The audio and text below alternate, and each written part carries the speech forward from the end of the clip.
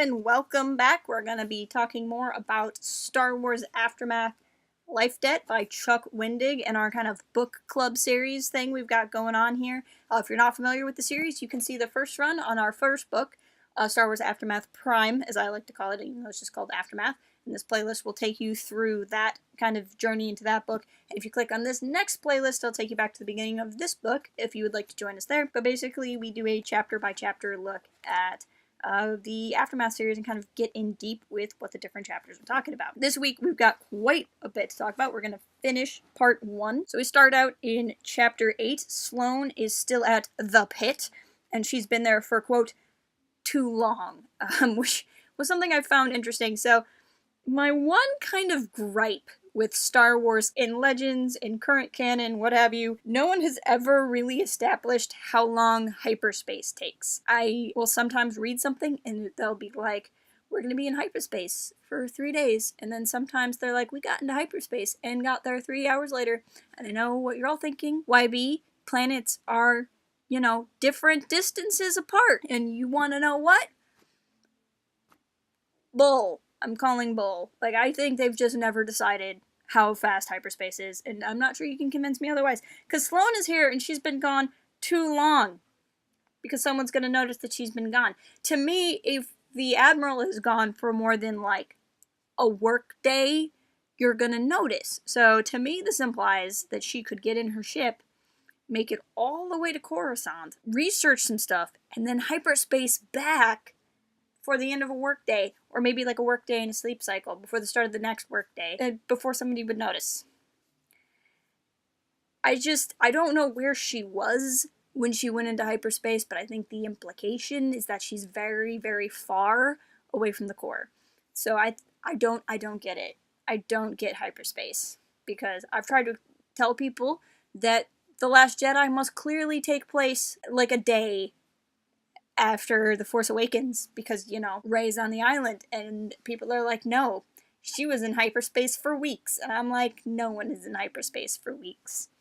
That's false. I'm gonna set that down, but this was just my time to say something that's been on my chest for a long time. Thank you for letting me open up to you. I think hyperspace rules in Star Wars make no sense, and I don't believe they ever will, and I think they will only get more complicated as time goes on. But at the end of the day, we're here for the shooting and fighting and the themes and the self-improvement. So I'm just gonna, now that I've let that all out, we're just gonna file it away in the it goes over there box and move on. Another thing they talk about in the chapter is that Coruscant is dark. When is Coruscant ever dark? Right? That's so crazy. So she's in this section that's completely shut down, and ends up being completely shut down because it's under attack. She almost gets caught, and then she gets rescued by Mercury Swift. She gets rescued by Mercury Swift. Mercury Swift we've previously seen in the 7th interlude in Aftermath Prime. It also took place on Cornet City. That was the one where the guy was fighting Dengar, and he was all like, Boba Fett! And then it wasn't really Boba Fett. If you remember that one, that's this guy. So he's back, and he's working for Sloane. Swift admits that he poisoned the guy at the beginning of the book. So the dude that the Aftermath crew were going to rescue, but then who ended up dead, Swift poisoned him. Anyway, he teams up with Sloane. She hires him to go get Daddy Hux and Baby Hux off of a planet so that they can join the First Order. We go into Interlude 3 of this book, which takes place on the Annihilator. Now, the Annihilator is one of the Superstar Destroyers that got mentioned in our previous video, in Sloane's previous chapter where she's in the pit. She's listing off like all the different Superstar Destroyers. She says one of them is now in the hands of a pirate. Here we see that pirate who is now controlling that Superstar Destroyer. So I presume that this is part of why this is getting put into the story. It's just kind of showing you this line of Superstar Destroyers. But the Pirate Lord, I might be mispronouncing the name, is Elodie. I believe is Elodie. I will say this, just because in the series on Aftermath Prime, I had a commenter ask about the use of pronouns in this interlude, and in the event anybody else was confused, I'll just say that they were intentional gender-neutral pronouns. If you're not familiar with reading anything where she would be used or the word they would be used. So if you were confused, there's not multiples of Elodie. Her character was intentionally written to be gender neutral. And on that point, you could hear me catch myself. If I slip and don't use the gender neutral pronoun in this discussion, I apologize. It is not intentional. It's just a bad habit on my part. So I'm going to try to respect the wishes of the character and the author as best I can. But my tongue might get a little lazy. Xi is a pirate lord of the Annihilator. They are trying to start an empire out in the boonies of the galaxy, basically. And so Elodie captures a senatorial vessel from the New Republic that's taking aid and tells everyone on the crew that you can join the crew or get spaced in an escape pod. Most of the crew actually believes Elodie is not going to just kill them once they're all in an escape pod, which is what I would have assumed Elodie was going to do. I do think that Elodie is supposed to be a character with some sense of morality, even though they are a pirate. But this is actually kind of a heart-wrenching scene because one girl stands up and she's like total brat, like Veruca Salt from Charlie and the Chocolate Factory. Like, I want to be a pirate, and her mom, like, weeping stays with her so she doesn't have to be separated from her daughter. It just messes with my mind so much to read that. I don't know why that bothers me more than some of the other heart-wrenching stuff that happens in these books, but that one just really kind of hits me. I wish I could say there's some greater meaning to all of that other than this is just such an interesting scene. Elodie is such an interesting character, and anytime you kind of get pirate crews involved, things happen. I was also kind of thinking when I read this that if they had captured an Aftermath ship instead of this one, that Timon would probably join Elodie, for whatever that's worth, the way his character's been going. It wouldn't surprise me one bit. But yeah, besides being an emotional trip, I think this was primarily to show you kind of what the Star Destroyers are up to, but it's also just kind of a time to create a character. Elodie is going to come back later on. Again, I try not to spoil too much, but I do want to point out, like, remember this interlude, because this is an interlude that will have more implications as we go forward. And then with Chapter 9, we get back to the Aftermath crew themselves. Here is Jazz's turn to go through an existential crisis. We previously saw Singer go through the existential crisis, and now Jazz is dealing with it. She's thinking to herself, she feels like she's two people. She's always tried to be this kind of hardened bounty hunter because she watched her Aunt Sugi from Star Wars The Clone Wars, who's always helping people, and just kind of drove herself into debt. Jazz is kind of like, what good is that? Because all of Sugi's debt became Jazz's. So she's like, alright, so you just did a bunch of good for a bunch of other people just so you could screw over your family member.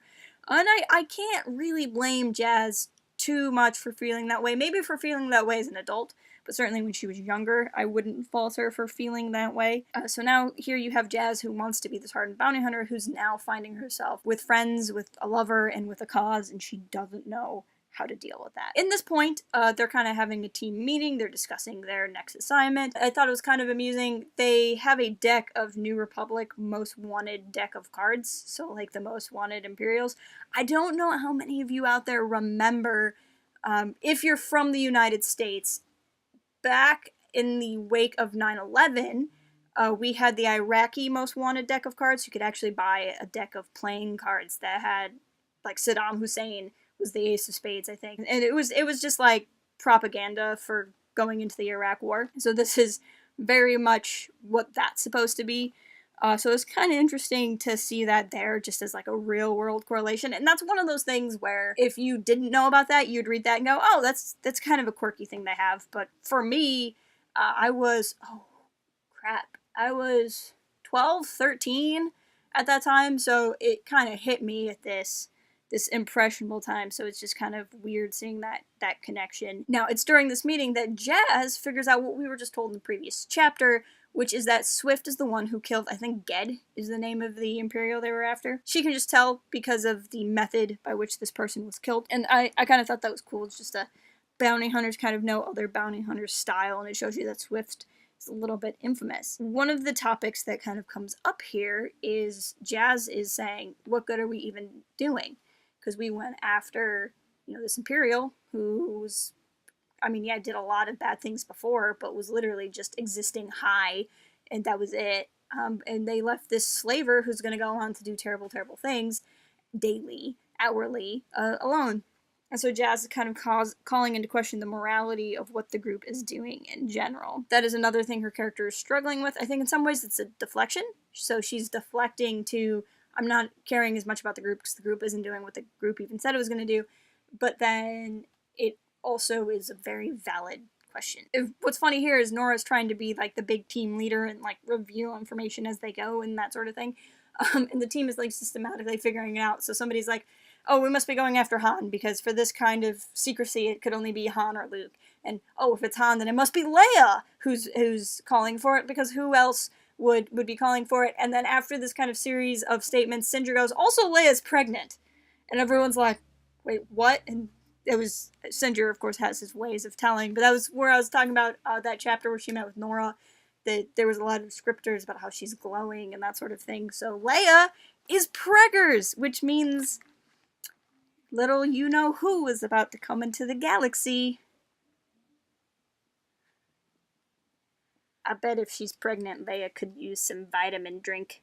And then at the end of the chapter, Sindri is making fun of Jazz for pretending to be so tough, noting that Jazz never even asks how much they're going to get paid, and they kind of have an interesting side. So this was a very plotty chapter, but it was a very plotty chapter that also involved Jazz's existential crisis. So we're kind of starting to get in the heads of all of these different characters. But then we get to chapter 10, and chapter 10 is probably when the most interesting thing happens. Of course, it's the end of part 1, so that's why.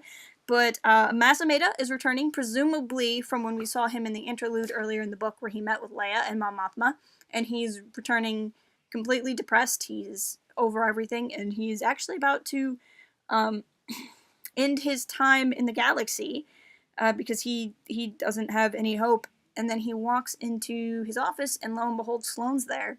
And Sloane thinks she's going to threaten him with his life to tell her what she wants to know. Of course, she doesn't realize that he doesn't value his life anymore. So he kind of manipulates the whole situation to say, like, hey, actually, I just want a place in your empire. Whether or not Sloane ever has any intention of honoring that, I don't know. But the important thing is she finds out that the galley, the boy galley, who was in the prologue, is also the child in the photograph that she found in the pit, who is, of course, Gallius Rex. And some of you may have, some of you have probably read the book before and may know that, or if you were reading along, may have figured that out. If not, there's your confirmation that Rax is the little boy, which means Gallius Rax is from the planet of Jakku, which just makes Jakku more and more interesting. What Amedda does tell her is that the Star Destroyer, Imperialis, there's a Star Destroyer, and this is a very important Star Destroyer, and it's the one that kind of found Super Star Destroyer. It's the one they found Rax on, or they transported Rax on, and it's a ship that could have information for her, and she should try to find it in some of the junkyards in Ord Mantell, I think is where he sends her. And of course, this is another one of the Star Destroyers. I don't think it was listed by name. It was just one of the ones that was destroyed in the last Pit chapter.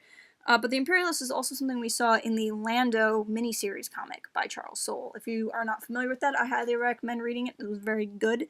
But it was just kind of a cool connection, and they were coming out around-ish the same time. I think the comic predates this book by a little bit.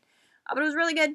And it was just another kind of cool connection. That's where we're going to call it for this week. Next week, we're going to start Chapter 2. We're going to do the interlude on the Alderaan flotilla, and then we're going to read Chapter 11. So, still kind of big chunk of pages there, but it's just two things. So an interlude and Chapter 11 is where we're going to pick up on for next week. We're making really good distance into the book. Let me know in the comments what you think so far and what you thought of these chapters. If you're not already, please follow us on Twitter at Porthaven Forums. Visit port-haven.com for more, and please consider joining our Discord, and I will talk to you guys next week.